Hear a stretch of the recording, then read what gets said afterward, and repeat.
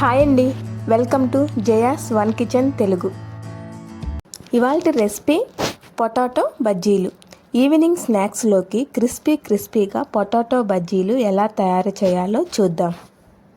ముందుగా పొటాటో బజ్జీల కోసం బంగాళాదుంపలు తీసుకొని వీటి మీద ఉన్న పీల్ తీసివేయాలి.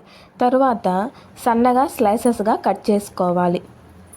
ఇక్కడ చూపిస్తున్న విధంగా కట్ చేసుకోవాలి.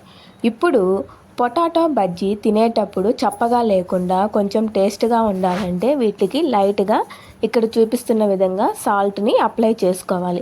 అప్పుడే బజ్జీలు తినేటప్పుడు పొటాటో కూడా టేస్ట్గా ఉంటుంది. అన్నిటికీ ఈ విధంగా అప్లై చేసుకోవాలి.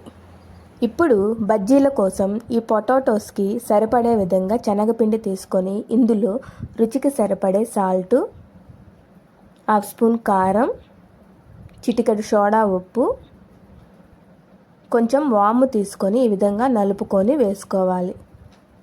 తరువాత కొద్దిగా వాటర్ యాడ్ చేసుకుంటూ బ్యాటర్ మరి థిక్గా పలుచగా కాకుండా మీడియం కన్సిస్టెన్సీలో కలుపుకోవాలి.